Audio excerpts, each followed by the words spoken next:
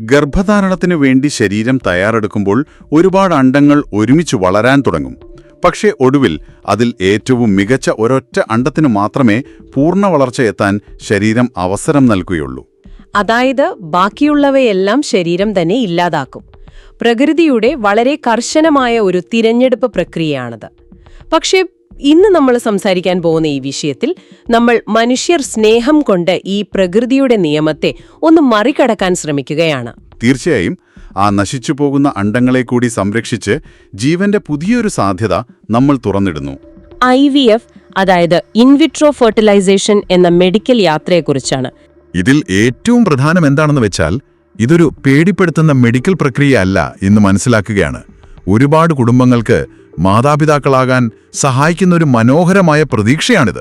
ശരിയാ, നിങ്ങൾ ഒരുപക്ഷെ കുഞ്ഞുങ്ങൾ ഉണ്ടാകാൻ വൈകുന്നതിന്റെ ആ ഒരു വൈകാരികമായ വേദനയിലൂടെ കടന്നു പോകുന്ന ഒരാളാകാം. നിരന്തരമായ ചികിത്സകൾക്ക് ശേഷവും പ്രതീക്ഷ ലഭിക്കാത്തതിന്റെ സങ്കടം നിങ്ങൾക്കുണ്ടാകാം. വിഷമിക്കേണ്ട, ഞങ്ങൾ നിങ്ങളെ മനസ്സിലാക്കുന്നുണ്ട്. ഈ യാത്രയിൽ നിങ്ങളെ ചേർത്ത് പിടിക്കുക എന്നതാണ് ഞങ്ങളുടെ ലക്ഷ്യം. അതെ, ഞങ്ങൾ എപ്പോഴും കൂടെയുണ്ട്. നമ്മൾ ഇതിന്റെ ശാസ്ത്രീയ വശങ്ങൾ വളരെ ലളിതമായി ഇന്ന് സംസാരിക്കും. അതിലേക്ക് കടക്കുന്നതിനു മുൻപ് ഒരു ചെറിയ കാര്യം. സ്ത്രീകളുടെ ആരോഗ്യത്തെക്കുറിച്ചും ഫെർട്ടിലിറ്റിയെക്കുറിച്ചും വളരെ ലളിതവും വിശ്വസനീയവുമായ വിവരങ്ങൾ അറിയാൻ നിങ്ങൾ ഈ യൂട്യൂബ് ചാനൽ തീർച്ചയായും സബ്സ്ക്രൈബ് ചെയ്യണം കേട്ടോ. അപ്പൊ നമുക്ക് തുടങ്ങാമല്ലേ? തീർച്ചയായും തുടങ്ങാം. ഈ സ്വാഭാവിക നശീകരണ പ്രക്രിയയെ അപ്പോപ്റ്റോസിസ് എന്നാണ് മെഡിക്കൽ സയൻസിൽ വിളിക്കുന്നത്. ഞാൻ നേരത്തെ പറഞ്ഞതുപോലെ പ്രകൃതിയുടെ ഒരു വലിയ അരിപ്പയാണത്. ആ അരിപ്പയെ നമ്മൾ IVF-ൽ താൽക്കാലികമായി മാറ്റി നിർത്തുന്നു. അപ്പോൾ സ്വാഭാവിക ഗർഭധാരണത്തിൽ നിന്ന് IVF എങ്ങനെയാണ് വ്യത്യസ്തമാകുന്നത്? വളരെ ലളിതമായി ഒന്ന് പറയാമോ? പറയാം. വളരെ ലളിതമായി പറഞ്ഞാൽ, സ്ത്രീയുടെ ശരീരത്തിനുള്ളിൽ, കൃത്യമായി പറഞ്ഞാൽ ഫലോപ്പിയൻ ട്യൂബിൽ വെച്ച് നടക്കേണ്ട അണ്ടത്തിന്റെയും ബീജത്തിന്റെയും സംയോജനമാണ് നമ്മൾ IVF-ൽ പുറത്തുവെച്ച് ചെയ്യുന്നത്. അതായത് ലാബിലെ വളരെ സുരക്ഷിതമായ ഒരു ചുറ്റുപാടിൽ വെച്ച് അല്ലേ? അതെ അതെ. അങ്ങനെ ലാബിൽ വെച്ച് ഭ്രൂണം രൂപപ്പെട്ടതിന് ശേഷം ആ ജീവന്റെ ആദ്യ രൂപത്തെ നമ്മൾ വളരെ സുരക്ഷിതമായി വീണ്ടും ഗർഭപാത്രത്തിലേക്ക് തിരികെ വെക്കുന്നു. ഇതാണ് ശരിക്കും IVF. അപ്പോ ശരീരത്തിനുള്ളിൽ സ്വാഭാവികമായി നടക്കേണ്ട അതേ കാര്യം നമ്മൾ കുറച്ചുകൂടി നിയന്ത്രിതമായൊരു സാഹചര്യത്തിൽ പുറത്തുവെച്ച് നടത്തുന്നു. പക്ഷെ എനിക്കിവിടെ തോന്നുന്ന ഒരു സംശയം, കുഞ്ഞുങ്ങൾ ഉണ്ടാകാൻ വൈകുന്ന എല്ലാവർക്കും ഡോക്ടർമാര് ഒറ്റയടിക്ക് IVF തന്നെയാണോ നിർദ്ദേശിക്കുന്നത്? അല്ല, ഒരിക്കലുമല്ല. പലരും വിചാരിക്കുന്നത് അങ്ങനെയാണ്. പക്ഷേ IVF എന്നത് ആദ്യത്തെ പടിയല്ല. പലരും ആദ്യം മറ്റു ചെറിയ ചികിത്സകളോ ജീവിതശൈലി മാറ്റങ്ങളോ ഒക്കെയാണ് ശ്രമിക്കാറുള്ളത്. അതായത് മറ്റു വഴികൾ അടയുമ്പോഴോ അല്ലെങ്കിൽ വ്യക്തമായ ചില തടസ്സങ്ങൾ ഉള്ളപ്പോഴോ ആണ് നമ്മൾ IVF തിരഞ്ഞെടുക്കുന്നത് എന്ന് ചുരുക്കം. കൃത്യമായി പറഞ്ഞു. ഉദാഹരണത്തിന് ഫാലോപ്പിയൻ ട്യൂബിന്റെ കാര്യം തന്നെ എടുക്കാം. അണ്ഡാശയത്തിൽ നിന്നും ഗർഭപാത്രത്തിലേക്കുള്ളൊരു പാലമാണ് ശരിക്കും ഈ ട്യൂബ്. അപ്പോ അവിടെ വെച്ചാണോ പുരുഷന്റെ ബീജം സ്ത്രീയുടെ അണ്ടത്തെ കണ്ടുമുട്ടുന്നത്? അതെ. പക്ഷേ ചില സ്ത്രീകൾക്ക് ഈ ട്യൂബിലെ ഇൻഫെക്ഷൻ കാരണമോ മറ്റോ ബ്ലോക്ക് ഉണ്ടാകാം. പാലം തകർന്നു കിടക്കുകയാണെങ്കിൽ പിന്നെ ആ അണ്ടത്തിനും ബീജത്തിനും സ്വാഭാവികമായി ഒന്നിക്കാൻ കഴിയില്ലല്ലോ. ശരിയാ. ആ സാഹചര്യത്തില് നമ്മൾ ഈ IVF വഴി ആ പാലത്തെ പൂർണ്ണമായും ഒഴിവാക്കി അണ്ടത്തെ നേരിട്ട് പുറത്തെടുക്കുന്നു. ഒരു ബൈപ്പാസ് റോഡ് ഉണ്ടാക്കുന്നത് പോലെ. നല്ലൊരു ഉദാഹരണമാണത്. പിന്നെയുള്ളത് പോളിസിസ്റ്റിക് ഓവറി സിൻഡ്രം, അതായത് PCOS ഒക്കെ ഉള്ളവരാണ്. ഇവരിലാകുമ്പോൾ അണ്ടങ്ങൾ ഉണ്ട്, പക്ഷേ ശരീരത്തിലെ ഹോർമോൺ വ്യതിയാനങ്ങൾ കാരണം അവ പൂർണ്ണ വളർച്ചയെത്തി പുറത്തു വരുന്നില്ല. അതായത് സ്വാഭാവികമായ ഓവുലേഷൻ അവിടെ കൃത്യമായി നടക്കുന്നില്ല. അപ്പോൾ ട്യൂബിന് കുഴപ്പമില്ലെങ്കിലും കാര്യമില്ല അല്ലേ? പിന്നെ എൻഡോമെട്രിയോസിസ് എന്ന് പറയുന്ന അവസ്ഥയിലും IVF വേണ്ടിവരുമെന്ന് കേട്ടിട്ടുണ്ട്. അതെ. ഗർഭപാത്രത്തിന്റെ ഉള്ളിൽ മാത്രം വളരേണ്ട കോശങ്ങൾ അതിന് പുറത്തു വളരുന്ന അവസ്ഥയാണത്. ഇത് ചിലപ്പോൾ അണ്ഡാശയങ്ങളെയും ട്യൂബുകളെയും വരിഞ്ഞു മുറുക്കും. അതിഭയങ്കരമായ വേദന മാത്രമല്ല, ഗർഭധാരണത്തിന് വലിയ തടസ്സവുമുണ്ടാക്കും. കേൾക്കുമ്പോൾ തന്നെ നല്ല ബുദ്ധിമുട്ടുള്ള അവസ്ഥയാണെന്ന് തോന്നുന്നു. ഇനി പുരുഷന്മാരുടെ കാര്യം എടുത്താല് അവിടെ പ്രശ്നം എന്താണ്? അവിടെയും നമ്മൾ IVF ചെയ്യാറുണ്ടല്ലോ. പുരുഷന്മാരിൽ പലപ്പോഴും സംഖ്യകളുടേതാണ് പ്രശ്നം വരുന്നത്. അതായത് ബീജത്തിന്റെ അളവ് കുറവാകുക, അല്ലെങ്കിൽ അതിനു വേണ്ടത്ര ചലനശേഷി ഇല്ലാതിരിക്കുക. ഒരു മിനിറ്റ്, സംഖ്യകളുടേതെന്ന് പറയുമ്പോൾ സ്വാഭാവിക ഗർഭധാരണത്തിന് ഒരുപാട് ബീജങ്ങൾ ആവശ്യമുണ്ടോ? ശരിക്കും ഒരു അണ്ടത്തിലേക്ക് ഒരൊറ്റ ബീജം മാത്രമേ കയറേണ്ടതുള്ളൂ? നല്ലൊരു ചോദ്യമാണ്. ശരിയാണ്, ഒരു ബീജം മതി. പക്ഷേ ആ ഒരു ബീജം അവിടെ എത്തണമെങ്കിൽ ലക്ഷക്കണക്കിന് ബീജങ്ങളുടെ ഒരു വലിയ സൈന്യം തന്നെ വേണം. ഓ അങ്ങനെയാണല്ലേ. അപ്പൊ ഈ ഗർഭപാത്രത്തിന്റെ കവാടം മുതൽ ഫാലോപ്യൻ ട്യൂബ് വരെയുള്ള യാത്ര ഇവയെ സംബന്ധിച്ചിടത്തോളം വളരെ ദുഷ്കരമാണ്. തീർച്ചയായും. ഒട്ടുമിക്കവയും ആ നീണ്ട യാത്രയിൽ വഴിയിൽ വെച്ച് തന്നെ നശിച്ചുപോകും. അതുകൊണ്ട് എണ്ണമോ നീന്താനുള്ള ശേഷിയോ കുറവാണെങ്കിൽ അവയ്ക്ക് ലക്ഷ്യസ്ഥാനത്തെത്താൻ കഴിയില്ല. അവിടെയാണ് IVF ഒരു അനുഗ്രഹമാകുന്നത്. അതെ, നമ്മൾ ലാബിൽ വെച്ച് അവയെ നേരിട്ടൊന്നിപ്പിക്കുന്നു. പിന്നെ ചിലപ്പോൾ എല്ലാ പരിശോധനകളും നോർമലായിരിക്കും, എങ്കിലും ഗർഭധാരണം നടക്കില്ല. ഈ അൺഎക്സ്പ്ലെയിൻഡ് ഇൻഫെർട്ടിലിറ്റി എന്ന് പറയില്ലേ? ആ അവസ്ഥയിലെ ദമ്പതികൾ അനുഭവിക്കുന്ന മാനസിക ബുദ്ധിമുട്ട് വളരെ വലുതാണ്. ഞങ്ങൾക്ക് എന്താണ് കുഴപ്പമെന്ന് എത്ര ശ്രമിച്ചിട്ടും കണ്ടെത്താൻ കഴിയാത്ത അവസ്ഥ. അത്തരം സാഹചര്യങ്ങളിലും IVF ഒരുപാട് പേർക്ക് പ്രതീക്ഷ നൽകുന്നുണ്ട്. ശരിയാ. അപ്പോ IVF എന്താണെന്ന് നമ്മൾ മനസ്സിലാക്കി. എന്തായാലും ഇതൊരു ഒറ്റ ദിവസത്തെ പ്രക്രിയയല്ല എന്നുറപ്പാണ്. ഈ യാത്ര തുടങ്ങുന്നതിനു മുൻപ് എന്തൊക്കെ പരിശോധനകളാണ് നമ്മൾ ചെയ്യേണ്ടത്? ഇതൊരു 4 മുതൽ 6 ആഴ്ച വരെ നീളുന്ന കുറച്ചധികം ക്ഷമ ആവശ്യമുള്ളൊരു യാത്രയാണ് കേട്ടോ. തുടക്കത്തിൽ തന്നെ നമ്മൾ ശരീരത്തിന്റെ ഒരു കൃത്യമായ മാപ്പ് തയ്യാറാക്കും. മാപ്പ് എന്ന് പറയുമ്പോൾ എങ്ങനെയുള്ള പരിശോധനകളാണ്? പേടിക്കേണ്ട വല്ല കാര്യവുമുണ്ടോ? ഒട്ടും പേടിക്കണ്ട. പുരുഷന്മാരിൽ ബീജത്തിന്റെ ഗുണനിലവാരവും എണ്ണവും നോക്കാനുള്ള പരിശോധനകൾ ചെയ്യും. സ്ത്രീകളിൽ അൾട്രാസൗണ്ട് സ്കാനിംഗ് വഴി ഗർഭപാത്രത്തിന്റെ അവസ്ഥ നോക്കും. പിന്നെ അണ്ഡാശയത്തിൽ എത്ര അണ്ഡങ്ങൾ ബാക്കിയുണ്ട് എന്നറിയാൻ ലളിതമായ രക്തപരിശോധനകളും ചെയ്യും. അപ്പൊ ഈ അടിസ്ഥാന വിവരങ്ങൾ വെച്ചാണ് ഡോക്ടർമാർ ഓരോരുത്തർക്കും വേണ്ട കൃത്യമായ ചികിത്സ നിശ്ചയിക്കുന്നതല്ലേ? ഇതിലെനിക്ക് ഏറ്റവും കൗതുകം തോന്നിയൊരു കാര്യമുണ്ട്. ഗർഭം ധരിക്കാൻ വരുന്നവർക്ക് പലപ്പോഴും ഡോക്ടർമാർ ആദ്യം കൊടുക്കുന്നത് ഗർഭനിരോധന ഗുളികകളാണ്. അതെ, ബർത്ത് കൺട്രോൾ പിൽസ്. പലരും ഇത് കാണുമ്പോൾ ഒന്നും ഞെട്ടും. നമ്മൾ കുഞ്ഞു വേണമെന്ന് ആഗ്രഹിച്ചു വന്നിട്ട് ഇതെന്തിനാ ഈ ഗുളിക തരുന്നത് എന്ന് ചിന്തിക്കും. അതെ അതെ, ആർക്കായാലും ആ സംശയം വരും. ഇതിന്റെ പിന്നിലെ ശരിക്കുള്ള രഹസ്യം എന്താണ്? ഞാൻ നേരത്തെ പറഞ്ഞില്ലേ, സ്വാഭാവികമായി ശരീരം 1 മാസം ഒരണ്ടത്തെ മാത്രമേ വളർത്തൂവെന്ന്. ഈ ഗുളികകൾ നൽകുന്നത് ശരീരത്തിന്റെ ആ സ്വാഭാവിക പ്രവർത്തനത്തെ താൽക്കാലികമായി ഒന്ന് മരവിപ്പിക്കാനാണ്. ഓ, അതായത് ശരീരത്തിന്റെ സ്വന്തം കൺട്രോൾ പാനൽ നമ്മൾ ഓഫ് ചെയ്യുന്നു, എന്നിട്ട് ഡോക്ടർമാർ പുറത്തുനിന്ന് നൽകുന്ന മരുന്നുകൾ വഴി ആ കൺട്രോൾ നമ്മൾ ഏറ്റെടുക്കുന്നു, അല്ലേ? കൃത്യമായി പറഞ്ഞു. ഈ അണ്ഡങ്ങളെല്ലാം ഒരേ വലിപ്പത്തിൽ ഒരേ സമയത്ത് വളർന്നു വരണം.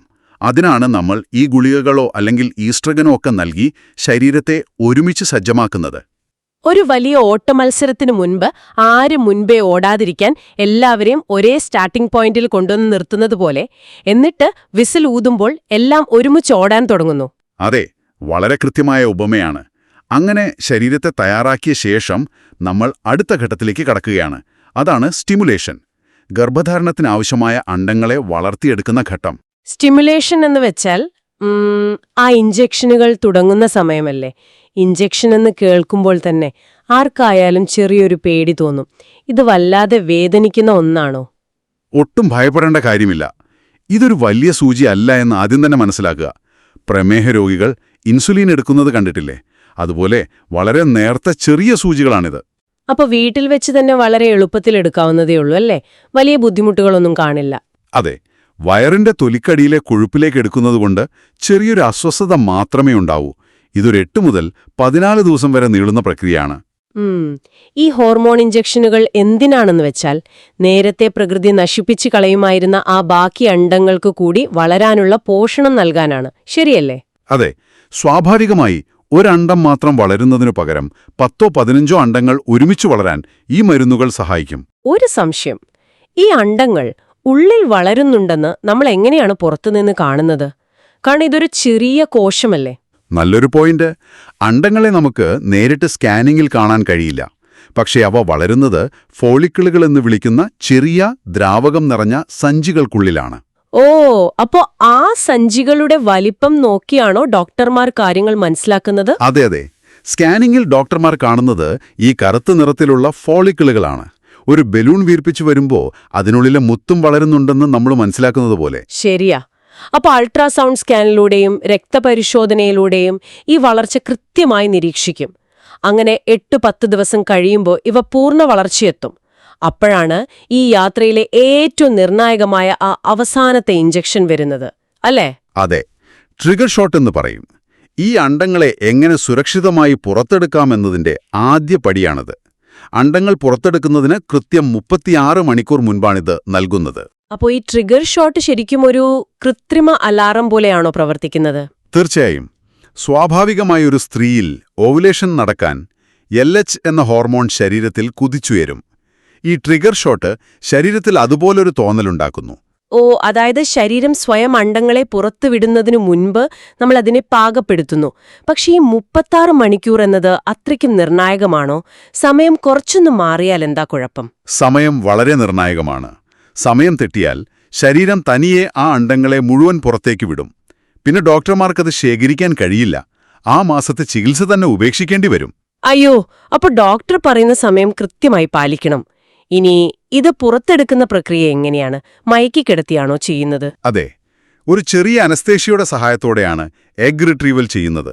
അതുകൊണ്ടുതന്നെ ഇതൊട്ടും വേദനയില്ലാത്തൊരു പ്രക്രിയയാണ്. അപ്പൊ പേടിക്കേണ്ട കാര്യമില്ല. എത്ര സമയം എടുക്കും ഇതിന്? ഒരുപാട് നേരമുള്ള പരിപാടിയാണോ? അല്ലല്ല, വളരെ ലളിതമാണ്. അൾട്രാസൗണ്ട് വഴി നോക്കി വളരെ നേരത്തെ ഒരു സൂചി കടത്തിവിട്ട് ആ ദ്രാവകം വലിച്ചെടുക്കും. വെറും 10-15 മിനിറ്റ് മാത്രമേ ഇതിനെടുക്കുകയുള്ളൂ. ഈ വലിച്ചെടുക്കുന്ന അണ്ടങ്ങൾ പിന്നെ നേരെ ലാബിലേക്കാണ് പോകുന്നത് അല്ലേ? അവിടെയാണ് ശരിക്കും ഈ ശാസ്ത്രത്തിന്റെ മാന്ത്രികത നടക്കുന്നത്. പുറത്തെടുത്ത അണ്ടങ്ങളെ ലാബിൽ വെച്ച് ബീജവുമായി സംയോജിപ്പിക്കുന്നത് എങ്ങനെയാണ്? സാധാരണയായി നമ്മൾ അണ്ടത്തിനു ചുറ്റും കുറേ ബീജങ്ങളെ നിക്ഷേപിക്കും. അപ്പോ അതിൽ ഏറ്റവും കരുത്തുള്ളത് തനിയെ അണ്ടത്തിനുള്ളിലേക്ക് കയറും. പക്ഷേ ബീജത്തിന് എന്തെങ്കിലും പ്രശ്നമുണ്ടെങ്കിൽ നമ്മൾ ICSI എന്ന രീതി ഉപയോഗിക്കും. ഈ ICSI എന്ന് പറയുന്നത് നമ്മൾ ഇടയ്ക്കിടെ കേൾക്കുന്നതാണല്ലോ. അതെന്താണ് ശരിക്കും? നേരിട്ട് കുത്തിവെക്കുന്നതാണോ? അതെ, മൈക്രോസ്കോപ്പിലൂടെ നോക്കി ഏറ്റവും ആരോഗ്യമുള്ള ഒരൊറ്റ ബീജത്തെ തിരഞ്ഞെടുത്ത് ഒരു ചെറിയ സൂചി ഉപയോഗിച്ച് അണ്ടത്തിനുള്ളിലേക്ക് നേരിട്ട് കുത്തിവെക്കുന്ന പ്രക്രിയയാണത്. ഓ വാവ്! ചിന്തിക്കാൻ പോലുമുള്ളതിനപ്പുറമുള്ള സൂക്ഷ്മതയാണത്. ശരിക്കും ഒരു മെഡിക്കൽ മിറാക്കിൾ. പക്ഷേ എനിക്കിവിടെ ഒരു സംശയമുണ്ട്. ഇപ്പോ കൂടുതൽ അണ്ടങ്ങൾ കിട്ടിയാൽ ഗർഭധാരണം 100% ഉറപ്പാണോ? 10 അണ്ടം കിട്ടിയാൽ 10 ഭ്രൂണം കിട്ടുമോ? അത് പലരുടെയും ഒരു തെറ്റിദ്ധാരണയാണ്. കൂടുതൽ അണ്ടങ്ങൾ കിട്ടുന്നത് നല്ലതാണെങ്കിലും ഇവിടെ എണ്ണത്തേക്കാൾ പ്രധാനം ഭ്രൂണത്തിന്റെ ഗുണനിലവാരത്തിനാണ്, അതായത് ക്വാളിറ്റിക്ക്. അതായത് കിട്ടുന്ന അണ്ടങ്ങളെല്ലാം ഒരുപോലെ മികച്ചതാകണമെന്നില്ല അല്ലേ? അതെ, ശരാശരി ഒരു 70% അണ്ടങ്ങൾ മാത്രമേ ഫെർട്ടിലൈസ് ആവുകയുള്ളൂ എന്നാണ് കണക്ക്. അത് കഴിഞ്ഞാൽ ഈ ഭ്രൂണങ്ങളെ 5 മുതൽ 6 ദിവസം വരെ ലാബിൽ നമ്മൾ നിരീക്ഷിക്കും. ഓ, അപ്പോ ഈ 5-6 ദിവസം ലാബിൽ ഒരു ഇൻക്യുബേറ്ററിൽ വളർത്തിയിട്ട് ഏറ്റവും ആരോഗ്യകരമായ ഘട്ടത്തിലെത്തിയ ഭ്രൂണങ്ങളെയാണോ നമ്മൾ ഉപയോഗിക്കുന്നത്? കൃത്യമായി പറഞ്ഞു. ഇതിനെയാണ് ബ്ലാസ്റ്റോസിസ്റ്റ് എന്ന് വിളിക്കുന്നത്. ഈ ഘട്ടം വരെ അതിജീവിക്കുന്ന ഭ്രൂണങ്ങൾക്ക് മാത്രമേ ഗർഭപാത്രത്തിൽ പോയി പറ്റിപ്പിടിക്കാനുള്ള കരുത്തുണ്ടാകൂ. അപ്പോ ഒരുപാട് അടിച്ചുപെറുക്കലുകൾക്കൊടുവിലാണ് ഏറ്റവും മികച്ച ഭ്രൂണം തിരഞ്ഞെടുക്കപ്പെടുന്നത്. അത് കഴിഞ്ഞാൽ ഈ യാത്രയിലെ ഏറ്റവും മനോഹരവും പ്രതീക്ഷാനിർഭരവുമായ ഘട്ടത്തിലേക്ക് നമ്മൾ കടക്കുകയാണ്. Embryo transfer. അതെ, ഏറ്റവും ആരോഗ്യമുള്ള ഭ്രൂണത്തെ തിരികെ ഗർഭപാത്രത്തിലേക്ക് മാറ്റുന്ന ഘട്ടം. ഇതിൽ തന്നെ ഫ്രഷ് ട്രാൻസ്ഫറും ഫ്രോസൺ ട്രാൻസ്ഫറും ഉണ്ട്. ഈ ഫ്രോസൺ ട്രാൻസ്ഫർ എന്ന് വെച്ചാൽ മരവിപ്പിച്ച ഭ്രൂണങ്ങളെ ഉപയോഗിക്കുന്നതല്ലേ? അത് കൂടുതൽ നല്ലതാണോ? അതെ, ഇന്നത് വളരെ സാധാരണമാണ്. കാരണം ഇഞ്ചക്ഷനുകളൊക്കെ എടുത്തു കഴിയുമ്പോൾ സ്ത്രീയുടെ ശരീരം നല്ലൊരു ഹോർമോൺ വ്യതിയാനത്തിലൂടെയാണ് കടന്നുപോകുന്നത്. അപ്പോൾ ഭ്രൂണത്തെ സുരക്ഷിതമായി മരവിപ്പിച്ചു വെച്ചിട്ട് പിന്നീട് ശരീരം സാധാരണ നിലയിലാകുമ്പോൾ ട്രാൻസ്ഫർ ചെയ്യുന്നതാണ് പലപ്പോഴും കൂടുതൽ വിജയസാധ്യത നൽകുന്നത്. ശരിയാ, കൊടുങ്കാറ്റടങ്ങിയ ശാന്തമായ മണ്ണിലേക്ക് വിത്തുപാകുന്നതുപോലെ. അപ്പോ ഈ ട്രാൻസ്ഫർ ചെയ്യാൻ അനസ്തേഷ്യയുടെ ആവശ്യമുണ്ടോ? വേദനയുള്ള പ്രക്രിയയാണോ ഇത്? ഒട്ടും വേദനയില്ല. ഇതിന് അനസ്തേഷ്യ പോലുമില്ല. വെറും 10 മിനിറ്റിൽ താഴെ സമയം കൊണ്ട് വളരെ ലളിതമായി ചെയ്യാവുന്ന ഒന്നാണിത്. ഒരു സാധാരണ സ്കാനിംഗ് പരിശോധന പോലെയുള്ളൂ. കേൾക്കുമ്പോൾ തന്നെ വലിയൊരു ആശ്വാസം തോന്നുന്നുണ്ട്. അപ്പോൾ ഡോക്ടർമാര് ആ ഭ്രൂണത്തെ ഗർഭപാത്രത്തിൽ ഏറ്റവും അനുയോജ്യമായ സ്ഥലത്ത് കൃത്യമായി വെക്കുന്നു. പക്ഷേ ഇതിന് ശേഷം റിസൾട്ട് അറിയാനുള്ള ആ 9 മുതൽ 14 ദിവസം വരെയുള്ള കാത്തിരിപ്പില്ലേ, അത് ഭയങ്കര ടെൻഷൻ പിടിച്ച സമയമാണ്. അതെ, എല്ലാവർക്കും അങ്ങനെയാണ്. ഒരുപാട് ഉത്കണ്ഠ ഉണ്ടാകും. ശരീരത്തിൽ എന്ത് ചെറിയ മാറ്റം വന്നാലും ആളുകൾ പേടിക്കും. ഈ കാത്തിരിപ്പിന്റെ സമയത്ത് ശരീരത്തിൽ എന്തൊക്കെ മാറ്റങ്ങളാണ് നമ്മൾ പ്രതീക്ഷിക്കേണ്ടത്? ചിലർക്ക് ചെറിയ രക്തസ്രാവമൊക്കെ കണ്ടാല് എല്ലാം അവസാനിച്ചു എന്ന് കരുതി തകർന്നു പോകുന്ന അവസ്ഥയുണ്ടല്ലോ. ആ ഒരു പേടി വേണ്ട. ചെറിയ വയറുവീർപ്പും ചെറിയ വേദനയും അതുപോലെ നിങ്ങൾ പറഞ്ഞതുപോലെ ചെറിയ രക്തസ്രാവവും അതായത് സ്പോട്ടിംഗ് ഒക്കെ വരാം. പക്ഷേ അതൊന്നും പരാജയത്തിന്റെ ലക്ഷണങ്ങളല്ല. അപ്പോ അതൊക്കെ തികച്ചും ലഘുവായ ലക്ഷണങ്ങൾ മാത്രമാണല്ലേ? അത് പേടിക്കേണ്ട കാര്യമല്ല എന്ന് നമ്മൾ ശാന്തമായി മനസ്സിലാക്കണം. അതെ, ഭ്രൂണം ഗർഭപാത്രത്തിൽ പറ്റിപ്പിടിക്കുന്ന സമയത്ത് ഇങ്ങനെയുള്ള ചെറിയ മാറ്റങ്ങൾ സ്വാഭാവികമായി വരാം. രക്തപരിശോധനയിലൂടെ മാത്രമേ ഫലം കൃത്യമായി ഉറപ്പിക്കാനാകൂ. ശരിയാണ്. ഇനി നമ്മളെ ശാരീരികമായ കാര്യങ്ങൾക്കൊപ്പം പറയേണ്ട മറ്റൊരു പ്രധാന കാര്യമുണ്ട്: മാനസികമായ പിന്തുണ. ഈ യാത്രയിൽ അത് വളരെ അത്യാവശ്യമാണല്ലോ. ഇപ്പോ IVF വഴി ജനിക്കുന്ന കുഞ്ഞുങ്ങൾ സാധാരണ കുഞ്ഞുങ്ങളെപ്പോലെ ആരോഗ്യവാന്മാരായിരിക്കുമോ എന്നൊരു പേടി പലർക്കുമുണ്ട്. ഇതിന് എന്തെങ്കിലും റിസ്ക് ഉണ്ടോ? ഒട്ടും പേടിക്കേണ്ട.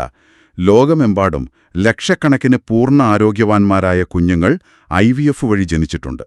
എനിക്ക് വളരെ ആത്മവിശ്വാസത്തോടെ പറയാൻ കഴിയും, അവർ സാധാരണ കുഞ്ഞുങ്ങളെപ്പോലെ തന്നെ തികഞ്ഞ ആരോഗ്യത്തോടെയാണ് ഇരിക്കുന്നതെന്ന്.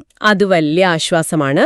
അപ്പൊ ഇതിന്റെ വിജയസാധ്യത എന്തൊക്കെ കാര്യങ്ങളെയാണ് ആശ്രയിച്ചിരിക്കുന്നത്? പ്രധാനമായും സ്ത്രീകളുടെ പ്രായത്തെ ആശ്രയിച്ചിരിക്കും.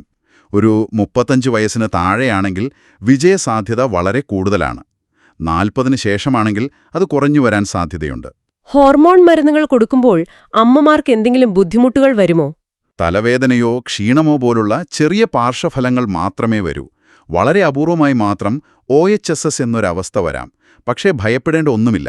ഇന്നത്തെ കാലത്ത് കൃത്യമായ മോണിറ്ററിംഗ് ഉള്ളതുകൊണ്ട് അത് ഡോക്ടർമാർക്ക് വളരെ എളുപ്പത്തിൽ കൈകാര്യം ചെയ്യാൻ കഴിയും. ഓക്കെ.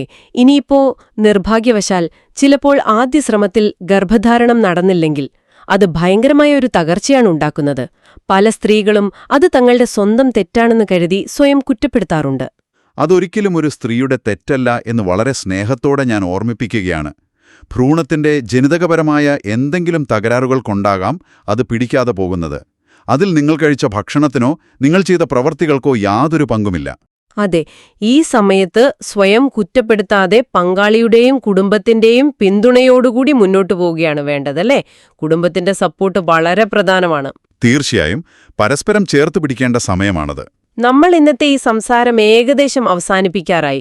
ചുരുക്കത്തിൽ പറഞ്ഞാൽ IVF എന്നത് കേവലം ഒരു മെഡിക്കൽ ചികിത്സ മാത്രമല്ല, അതൊരു കുടുംബത്തിന്റെ പ്രതീക്ഷയും വികാരങ്ങളും കാത്തിരിപ്പും എല്ലാം നിറഞ്ഞൊരു യാത്രയാണ്. അതെ, ഈ യാത്രയിൽ ഡോക്ടർ പറയുന്ന മരുന്നുകളും പ്രത്യേകിച്ച് ഫോളിക് ആസിഡ് പോലുള്ള സപ്ലിമെന്റുകളും കൃത്യമായി കഴിക്കാൻ എല്ലാവരും ശ്രദ്ധിക്കണം. പിന്നെ മറ്റൊരു കാര്യം, നിങ്ങളുടെ ഈ യാത്ര മറ്റാരുടേതുമായും താരതമ്യം ചെയ്യരുത്.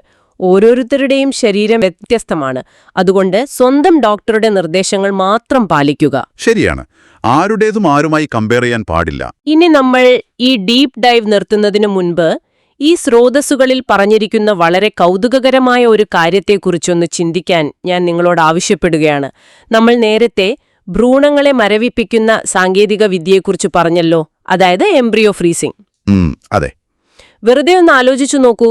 ജീവിതത്തിലെ ചില പ്രതിസന്ധികൾ കാരണമോ അസുഖങ്ങൾ കാരണമോ ഗർഭധാരണം കുറച്ചുകാലത്തേക്ക് മാറ്റിവെക്കേണ്ടി വന്നാലും ഒരു ഭ്രൂണത്തെ സുരക്ഷിതമായി മരവിപ്പിച്ചു വെക്കാൻ നമുക്കിന്ന് സാധിക്കുന്നു.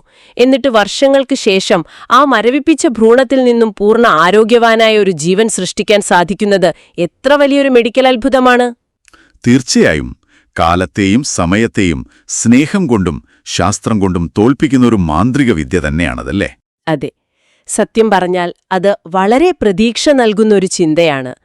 ആ ഒരു മനോഹരമായ ചിന്തയോടുകൂടി നമ്മൾ ഇന്നത്തെ സംസാരം അവസാനിപ്പിക്കുകയാണ്. സ്ത്രീകളുടെ ആരോഗ്യത്തെക്കുറിച്ചുള്ള കൂടുതൽ വിവരങ്ങൾക്കായി നിങ്ങൾ തീർച്ചയായും ഈ ചാനൽ സബ്സ്ക്രൈബ് ചെയ്യുക. കുറേ കാത്തിരിപ്പുകൾക്കൊടുവിൽ ഒരുപാട് സന്തോഷങ്ങൾ നിങ്ങളെ തേടിയെത്തട്ടെ എന്ന് ഹൃദയപൂർവ്വം ആശംസിക്കുന്നു. നിങ്ങൾ സുരക്ഷിതരായിരിക്കൂ, സന്തോഷത്തോടെയിരിക്കൂ. ശുഭദിനം. എല്ലാവർക്കും നല്ലൊരു ദിവസം ആശംസിക്കുന്നു. ശുഭദിനം.